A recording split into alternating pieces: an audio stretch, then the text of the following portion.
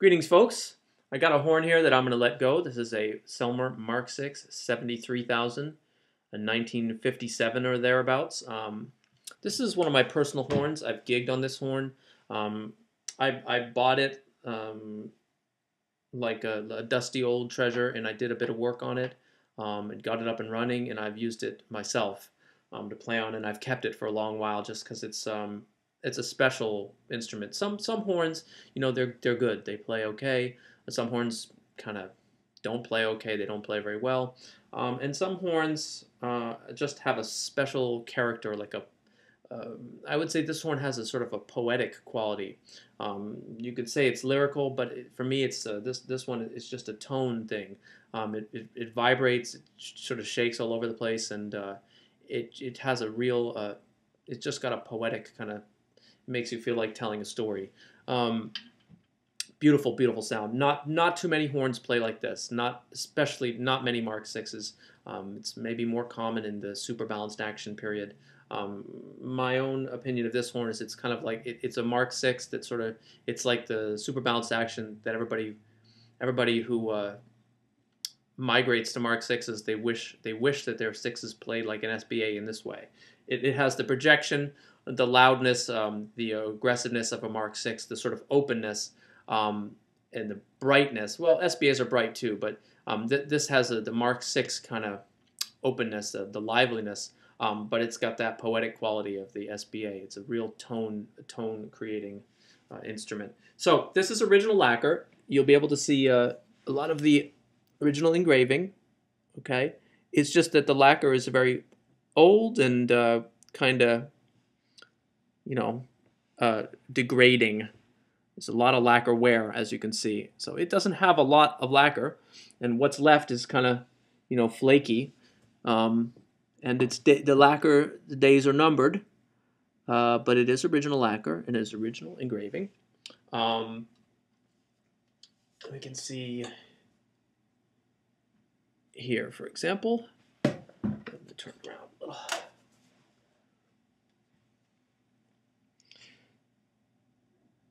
So, for example, you can see it is a, Mark 6. If I can get it to there we go. Mark 6. There's the evidence it is a Mark 6. American Mark 6, they have that engraving up there. The early ones, the later ones, they have it kind of stamped here. So as you can see, it's lived. It's lived. It's had minor dent repairs, nothing too serious. It's got a lot of lacquer wear.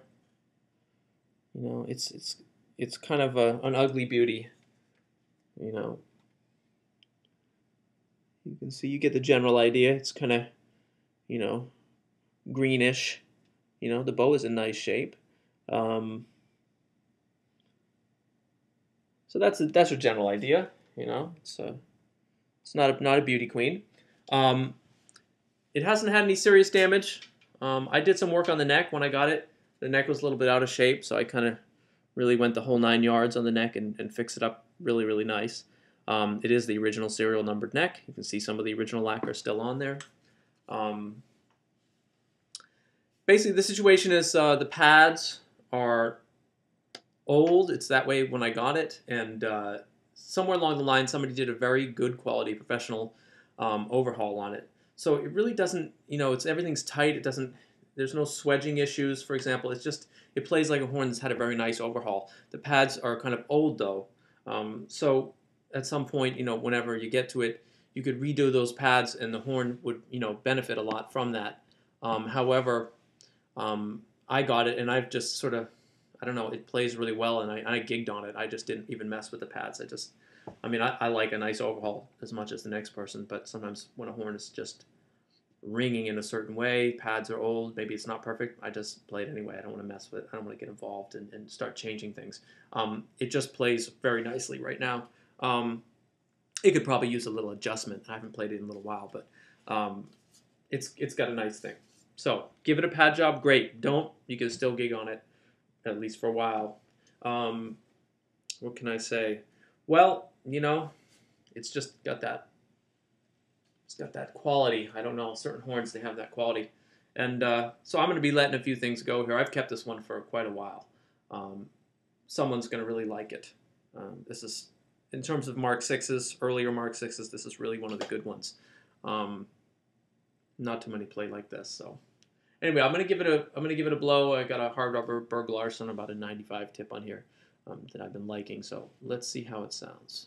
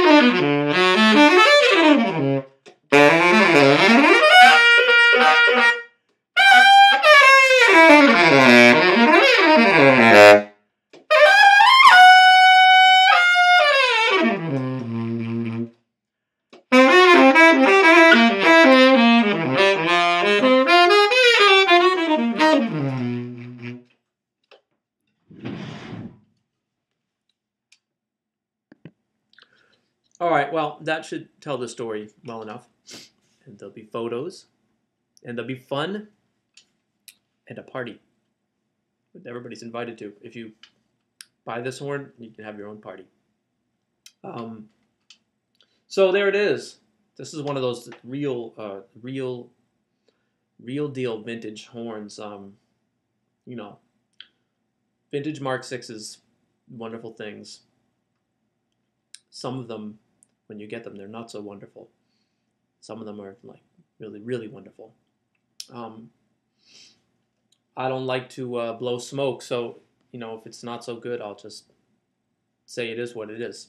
This um, is not going to be the favorite horn for everybody, so I can't guarantee that you'll love it.